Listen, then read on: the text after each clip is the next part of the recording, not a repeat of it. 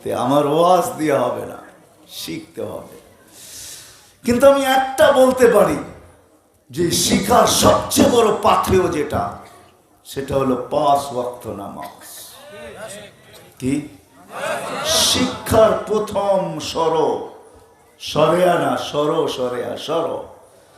প্রথম ধাপ। এই জন্য আল্লাহ রসুল দুনিয়াতে আসতে দেরি, সেজদা করতে দেরি করেন নাই। আইসেই সেজদা, লম্বা সেজদা, সেজদা করেন না। আমাদেরকে মেসেজ দিচ্ছেন, উম্মত হায় হায়, আমি তুর পাহাড় দেখতে গেছিলাম, আল্লাহ আমাকে 2 চোখে তুর পাহাড়ও দেখাইছিলেন। আমি যখন পদদেশে যে পা রাখছি, তো আমার হাদিস মনে পড়ছে যে এইখানেই তো মুসা আলাইহিস সালাম আল্লাহর সাথে কথা বলতেন। এটাই সত্য, ঠিক না? কিন্তু হাদিস মনে পড়ছে এইখানেই দাঁড়ায় উনি জিজ্ঞাসা করছিলেন, তুকাল্লিমু মাই হাল তুকাল্লিমু আহাদান গায়রি, আপনি আমার সাথে কথা বলেন, আমি ব্যতীত কি আর কারোর সাথে কথা বলবেন? তো আল্লাহ জিজ্ঞাসা করছেন, মুসা তুমি কোথায়, আমি কোথায়? কেন, আমি নিচে, আপনার চূড়ায়। তো আল্লাহ বলছে, না না না, তোমার ভুল ধারণা, বাইনি ওয়া বাইনাকা হিজাব, তোমার আমার মাঝে 70,000 পর্দা, কুল্লা হিজাব আলফা সানা, প্রত্যেক পর্দা 1000 বছরের রাস্তা, আনা ওয়ারা আল হিজাব, আমি পর্দার ওই পারে, তুমি এই পারে। শোনো মুসা, প্রশ্ন যখন করি বসো, সাতাতি উম্মাতুন, এক উম্মত আসবে, এরা আমার সাথে কথা বলবে, আমি এদের সাথে কথা বলবো। বলছে কখন কথা বলবে এরা? বলে ইযহুম ইয়াসজুদুন, যখন তারা সিজদায় যাবে তখন এরা আমার সাথে কথা বলবে। বলছে আপনি কখন কথা বলবেন? বলে আমি এদেরকে আমার কালাম দিব, এরা যখন কালাম পড়বে তখন আমি এদের সাথে কথা বলতে থাকবো। তো বলছে ঠিক আছে, এরা কথা বলবে যখন সিজদায় যাবে। আল্লাহ বলছে আগেরটা শোনো, এরা যখন কথা বলবে, ফালা হিজাবা বাইনি ওয়া বাইনাহুম, এদের মাঝে আমার মাঝে কোনো পর্দা থাকবে না। এই জন্য আমি বলতে বাধ্য, ওর চেয়ে বড় হতভাগা কেউ নাই, ওর চেয়ে বড় কপাল পোড়া কেউ নাই, ওর চেয়ে বড় নিমক হারাম কেউ নাই, ওর চেয়ে বড় অকৃতজ্ঞ কেউ নাই। প্রত্যেকটার পিছনে আমি আপনাদেরকে প্রমাণ দিতে পারবো হাদিস থেকে, আমার প্রত্যেকটা শব্দ প্রমাণযুক্ত। ওর চেয়ে বড় হতভাগা কেউ নাই, ওর চেয়ে বড় কপাল পোড়া কেউ নাই, ওর চেয়ে বড় নিমক হারাম কেউ নাই, ওর চেয়ে বড় অকৃতজ্ঞ কেউ নাই। যে আল্লাহ নিজে ডাকলো, 5 বার ডাকতেছে কে? দুনিয়ার সবচেয়ে উত্তম শব্দ দিয়ে ডাকতেছে, কুদরতি পাও বিছায়া ডাকতেছে, সম্মানের মালা নিয়ে ডাকতেছে। কুদরতি পাও বিছায়া সম্মানের মালা নিয়ে ডাকতেছে। আল্লাহর কুদরতি হাতে সম্মানের মালা বসায়া বিছায়া দিয়েছেন কুদরতি পাও। বলতেছে আস-সাজিদু ইয়াসজুদু আলা কাদামাই রহমান, সিজদাকারী আল্লাহর কুদরতি পায়ে সিজদা করে। ইদা সাজাদাল আব, বান্দা যখন সিজদা যায়, ইরতাফাল হিজাব বাইনাহু ওয়া বাইনার রহমান, তারা আল্লাহর মাঝে সমস্ত পর্দাগুলো সরে যায়। আল্লাহ ফেরেশতাদেরকে বলে ইরফা হিজাব বাইনি ওয়া বাইনা আবদি, আমার বান্দার মাঝে পর্দাকে সরায়া দেয়। বলে কেন? বলে ইদান ইউনাজি আবদি, এখন বান্দা কথা বলবে আমার সাথে, বিদায় আমি চাই না উম্মতে মুহাম্মাদির মাঝে আমার মাঝে পর্দা থাকুক। সব পর্দা সরা। আর মসজিদে পা রাখতে দেরি, আল মাসাজিদু বাইতি, মান যারা বাইতি ওয়াজাবা আলাল মাসুর আন ইউকরিমা যায়ের। আল্লাহ বলে মসজিদ আমার ঘর, পা রাখতে দেরি। মা বোনরা বলবে আমরা তো মসজিদে যাই না, ওইখানে হলো মুসল্লা, মুসল্লায় পা রাখতে দেরি, জানামাজে পা রাখতে দেরি। আল্লাহ বলে সালামের মালা আমি গলায় পড়াইতে দেরি করি। এই জন্য প্রথম সিঁড়ি হলো নামাজ। আমাদেরকে শিখতে হবে, এই জন্য শিখার জন্য প্রস্তুত তো? রাজি? বিলকুল ওয়াদা? বিলকুল? আল্লাহ কবুল করো। দ্বিতীয় ওয়াদা, আমি শিখার ক্ষেত্র আপনাদেরকে দেখাবো। দ্বিতীয় ওয়াদা, সবাই পায়ে হাত রেখা বলি, যতদূর পর্যন্ত আমার আওয়াজ যায়। যদি আপনি বুঝা থাকেন আমার কথা, মেরে দোস্ত আজকের থেকে ওয়াদা করেন, কোন অবস্থায় নামাজ ছাড়বো, নামাজ ছাড়বো, নামাজ ছাড়বো।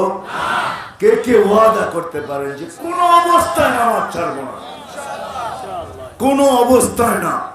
আল্লাহ আমাদের সবাইকে কবুল করুন, সবাইকে কবুল করুন, সবাইকে কবুল করুন। আল্লাহ পাক সহজ করছেন।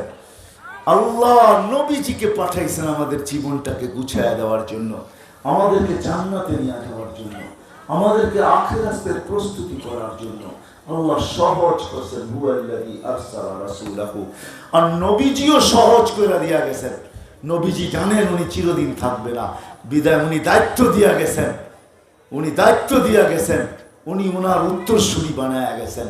এই জন্য হক্কানি আলেমরা নবীর পরে উত্তরসূরি, এদের কাছে দায়িত্ব দিয়া গেছেন।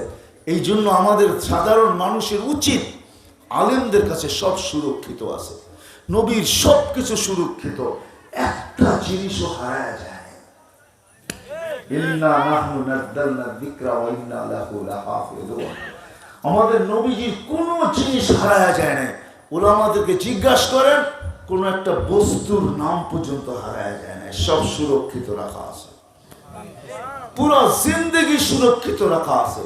যত লুকায়িত হোক ওটাও সুরক্ষিত রাখা আছে, পেশাব পায়খানার তরিকা পর্যন্ত সুরক্ষিত রাখা আছে। ওলামারা সুরক্ষিত রাখছেন। এই যুগে সহজ, যদি আপনি আপনার জীবনকে গুছাইতে চান, নদীর আদলে, নবীর জিন্দেগির আলোকে, নবীর আদর্শে যদি আপনি গুছাইতে চান, তাহলে হক্কানি আলেমদের সাথে সম্পর্ক জোড়েন।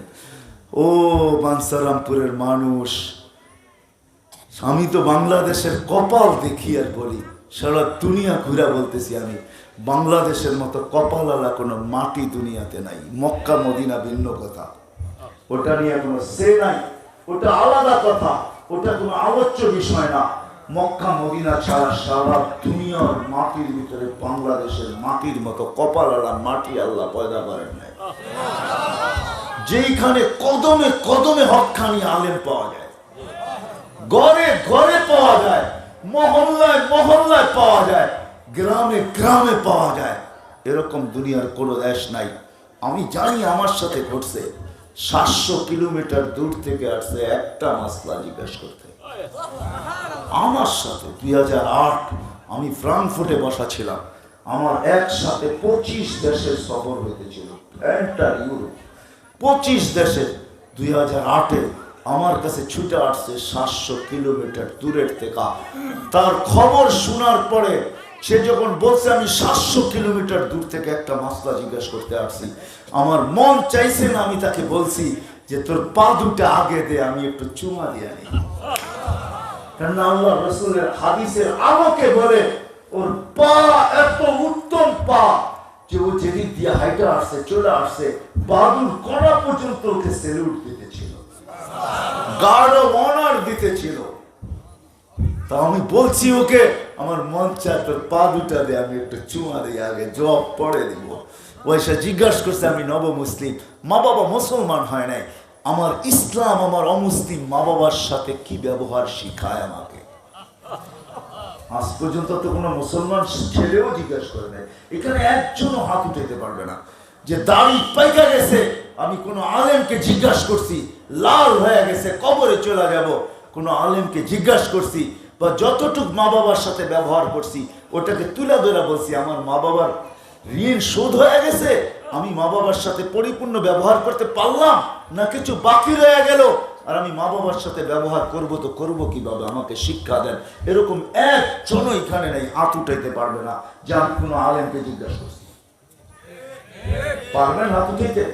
রাখবেন না, একজনও এখানে কোনো আলেমও বলতে পারবে না যে আমার কাছে কেউ এসে জিজ্ঞাসা করছে। মেরে দোস্ত, হক্কানি আলেমদের কাছ থেকে শিখেন, জীবনটাকে গোছান। 60-70 বছর চলে যেতে হবে, কে কোথায়, কে কি খায়, কে কি পড়ে, বংশ কি, পরিচয় কি, পরিচিতি কি, কয়টা কার্ড আপনার যাবে, এটা আল্লাহ জিজ্ঞাসা করবে না। আল্লাহ জিজ্ঞাসা করবে এই ছোট্ট জীবনটাকে গড়ে আসলো, করবো তো ইনশাআল্লাহ, করবো তো, হ্যাঁ। এই জন্য সর্বশেষ একটা কথা বলবো, বাঞ্ছারামপুরের মানুষ এই পরিবেশগুলোকে ধরে রাখেন।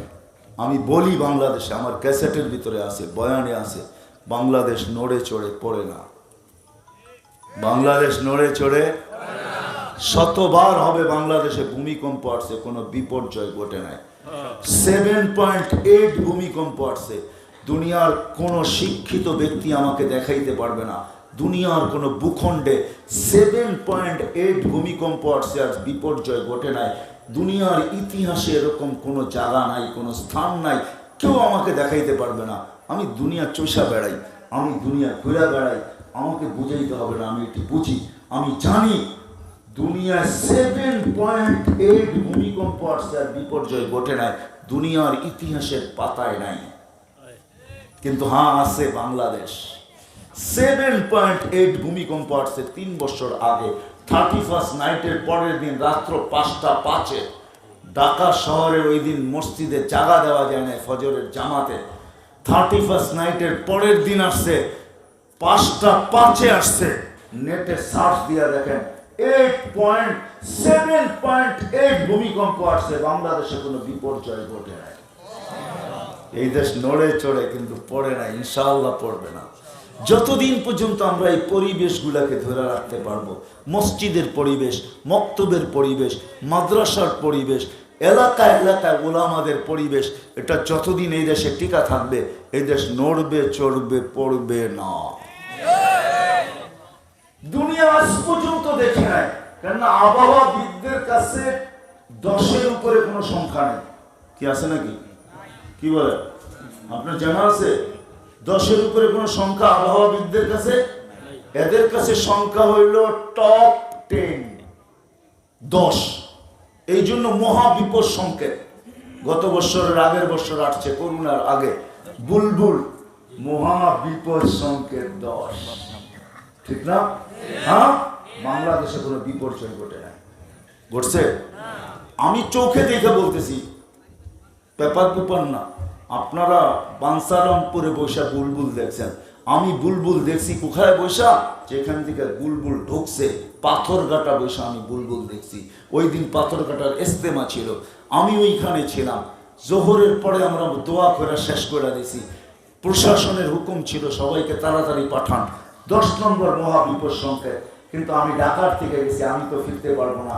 আমি ওইখানে ছিলাম, আমার মাথার উপরে 10-12টা টিন ছিল, আর কিচ্ছু ছিল না।